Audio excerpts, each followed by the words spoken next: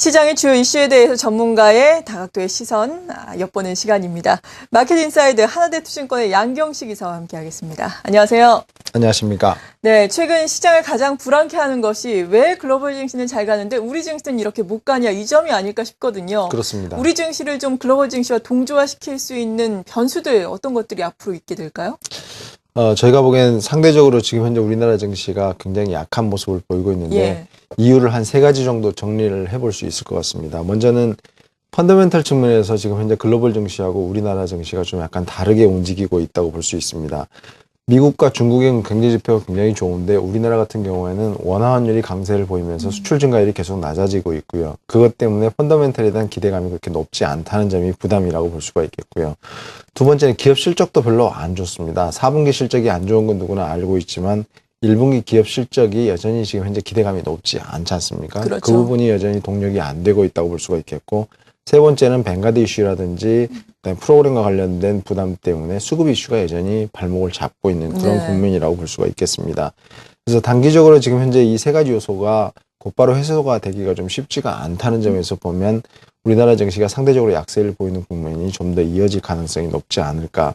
그래서 엔화가 그다음에 2013년도 1분기 실적에 대한 기대감 회복이 가장 중요한 키라고 볼 수가 있겠습니다. 네, 이러한 부분 당분간 이어질 수 있겠다라고 말씀해 주셨는데 하나씩 또 자세하게 짚어보겠습니다. 먼저 환율 부분에 대해서 알아볼 텐데 엔화 약세 기조 그리고 원화 강세 기조, 물론 속도는 좀 둔화가 되겠지만 계속해서 이어질 수 있겠다라는 의견이 있는데, 그렇다면 환율에 의해서 추가로 어느 정도나 영향을 더 받을 수 있을까요?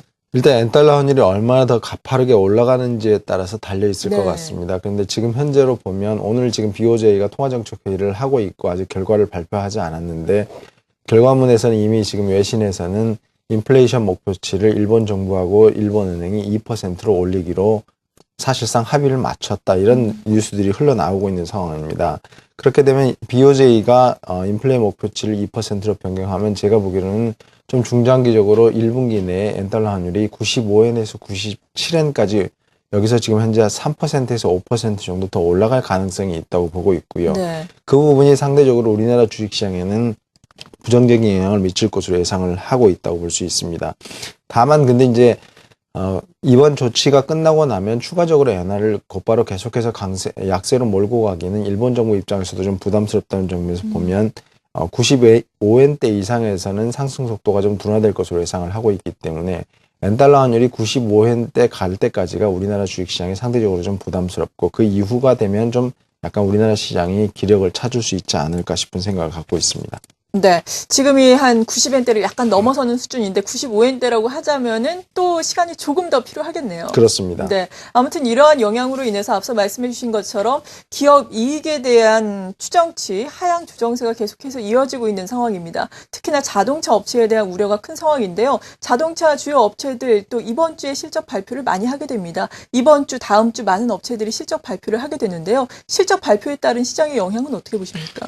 앞서서도 잠깐 말씀을 드렸습니다만 4분기 실적이 안 좋은 것은 예상을 하고 있는 반대, 실제로 이제 실적 발표를 앞두고 나서 예상치가 좀 더 빠른 속도로 낮아지고 있다는 점이 시장을 좀 짓누르고 있다고 볼 수가 있겠습니다. 특히 자동차 업종이 더 그렇다고 볼 수가 있죠. 그래서 4분기 실적은 이미 부진이 예상이 됐고 가격 부분에 상당 부분 반영이 됐지만, 문제가 1분기 기업 실적에 대한 기대감이 높아질 수 있을 것인지가 문제인데, 여전히 원화 강세라든지 IT 업종 실적에 대한 우려 때문에 1분기 실적에 대한 기대감이 높아지지 않고 있다는 점이 부담이라고 말씀을 드릴 수가 있겠습니다. 그런 측면에서 보면 단기적으로 실적 시즌을 지나면서 4분기 실적은 부진하겠지만 1분기 실적에 대한 기대감이 살아나고 있는 업종이 그나마 선방할 가능성이 높다고 보고 있고요. 그런 쪽에 속하는 업종군들이 음식료라든지 통신, 유틸리티, 화학, IT 정도가 해당이 된다고 볼 수가 있겠습니다. 근데 다만 IT에 대해서는 요즘 들어서 지금 어닝에 대한 논란이 좀 강화되고 있는데요. 반도체 부분이 지금 현재 예상보다 좀 회복 속도가 좀 느린 상태고요. 그다음에 애플이 실적이 부진하게 나타나면서 핸드셋 부분에 대한 기대감이 낮아지고 있다는 점에서 그 부담을 어떻게 극복하는지가 IT 업종에게 주어진 숙제가 아닌가 싶습니다. 네. 그리고 실적에 대해서 조금 더 여쭤보자면은, 물론 가격 변수의 영향을 상당히 많이 받는 거겠지만 경기 변수도 영향을 받는 것이 또 실적이거든요. 그렇습니다. 경기 측면에서 보자면은 실적이 지금 바닥을 어느 정도 통과를 하고 있다라고 우리가 좀 봐도 될까요? 어떻게 봐야 될까요? 그렇습니다. 경기 측면에서는 저희가 보기에는 우리나라 경제 지표가 작년도 3분기 정도가 저점일 거라고 판단을 하고 있기 네. 때문에 실제적으로 보면 4분기 이후 그다음에 올해 들어서는 경기가 좀 회복되는 모습을 보일 것이라고 예상을 하고 있습니다. 물론 앞서 말씀드렸던 것처럼 원화 강세 효과 때문에 우리나라 경기가 회복되는 속도가 좀 다소 좀 느려질 가능성은 있겠습니다만은 전반적으로 경기에 대한 모멘텀들은 작년도 3분기를 저점으로 해서 완만하게 개선되는 추세를 보일 거다 이렇게 생각을 하고 있고요. 신정부가 2월 달에 출범을 하게 되면 아마도 3월이나 4월 중에는 경기 부양에 대한 정책들이 나올 가능성도 저희가 보기에는 있다고 보고 있고요. 그런 측면에서 보면 경기 측면에서 전체적으로 볼 때 우리나라 기업 실적이 1분기에 대한 기대치가 지금 현재 상황에서는 굉장히 낮은데 시간이 갈수록 약간씩은 개선될 여지는 있다고 판단을 하고 있는 상황입니다. 그래서 주가지수 입장에서 볼 때는 경기 측면에서 보면 속도보다는 방향성이 훨씬 주식시장에 미치는 영향력이 컸다는 점에서 보면 장기적으로 주가의 흐름은 여전히 긍정적일 것이다 이렇게 판단을 하고 있습니다. 네. 그리고 세 번째 포인트로 수급에 대한 우려를 꼽아주셨습니다. 수급 좀 살펴보자면은 뱅가드 펀드 매물에 대한 우려감도 있고 실제로 매물도 나오고 있고요. 외국인의 매물도 계속해서 나오고 있는 가운데 기관은 그래도 연기금을 중심으로 순매수에 나서고 있는 상황이거든요. 그렇습니다. 이 수급에 있어서 우리가 경계해야 할 점 혹시 어떤 것들이 있을까요?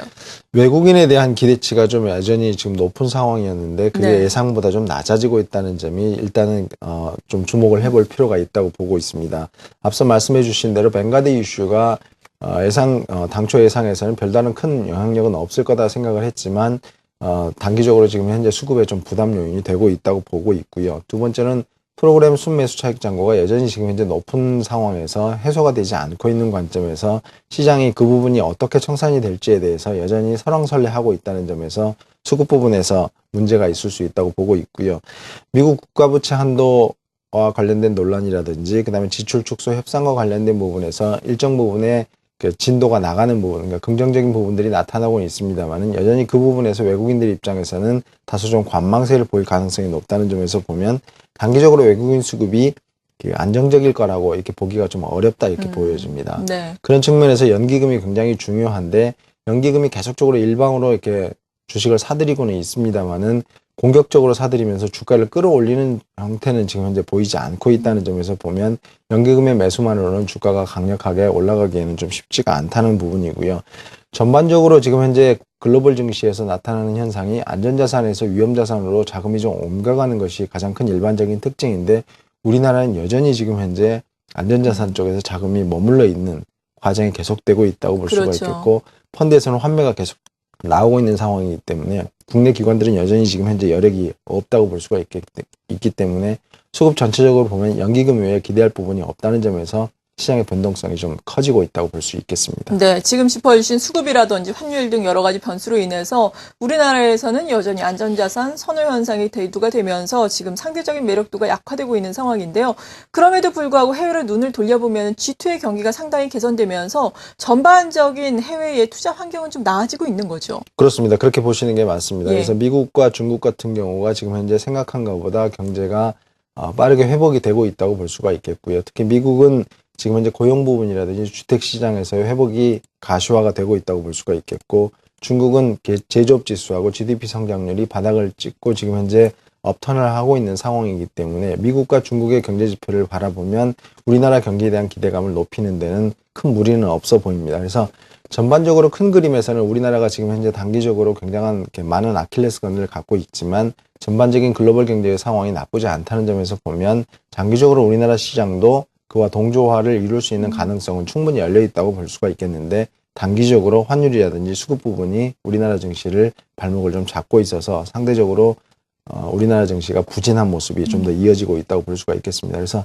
저는 환율 부분이라든지 수급 부분에 대한 우려만 조기에 좀 가닥을 잡혀가면 우리나라 증시가 빠르게 매력도가 높아질 가능성이 있다고 보고 있습니다. 네, 결국에는 동조화가 될 수 있을 것이다. 장기적으로 긍정적인 시각 제시를 해주셨는데 업종별로 보자면 그나마 글로벌 증시와 동조화가 된다라고 우리가 볼 수 있는 것이 금융주가 아닐까 싶어요. 그렇습니다. 그렇다면 금융주를 지금 대안격으로 관심을 가져야 하는지 전반적인 투자 전략도 세워주시죠. 예, 금융주 같은 경우에는 지금 현재 미국의 금융주의 영향력을 많이 받고 있는 상황이라고 볼 수가 있겠고 글로벌 금융시장 특히 글로벌 경제의 펀더멘털이 개선 추세가 지속이 되고 있다는 점에서 금융주가 좀 매력을 갖고 있다고 볼 수가 있겠는데요. 전반적으로 볼 때 안도랠리 성격이라고 일단은 판단을 하고 있는 상황입니다. 다만 미국 금융주 같은 경우는 실적이 굉장히 좋은데 우리나라 금융주는 실적이 이제 올해부터는 점점 안 좋아질 걸로 기대를 하고 있기 때문에 그 부분에 대한 갭이 좀 남아있다는 점에서 볼 때 우리나라 금융주가 미국 금융주를 추세대로 따라갈 수 있을지에 대해서 좀 다소간에 좀 물음표가 생기긴 합니다만은 네. 전반적인 흐름에서 단기적으로 금융주가 대안이 될 수 있을 것으로 보고 있고요. 금융주하고 동시에 좀 더 전략적인 관점에서 아까 말씀드렸던 것처럼 단기적으로 우리나라 증시가 상대적으로 좀 부진한 부분이 조금 더 이어질 가능성이 높다는 점에서 보면 통신, 유틸리티, 음식료 같은 내수주들이 여전히 시장 내에서 다소간에 아웃퍼폼할 가능성이 높다는 점에서 전략을 좀 약간 초기에는 보수적으로 가져가시고요. 환율과 그다음에 아까 말씀하셨던 수급 부분에 대한 우려가 진정이 되면 곧바로 경기 관련주로 시장의 전략을 바꿔주시는 것이 필요한 시점이 아닌가 싶습니다. 네, 그렇군요. 이렇게 우리 증시가 글로벌 증시 대비해서 상대적으로 약세를 보이고 있는 이유, 이에 따른 투자 전략에 대해서 들어봤는데 잠깐 금융주에 대한 이야기가 나왔었죠. 금융주, 이 투자 환경은 어떻게 지금 개선되고 있는 것인지, 소폭 반등에 그치는 것인지 많이들 더욱더 자세한 내용 궁금해하실 텐데요. 계속해서 이어지는 마켓 포커스 2부에서 전문가와 함께 자세하게 또 다뤄보겠습니다. 지금까지 하나대투증권의 양경식 이사였습니다. 감사합니다.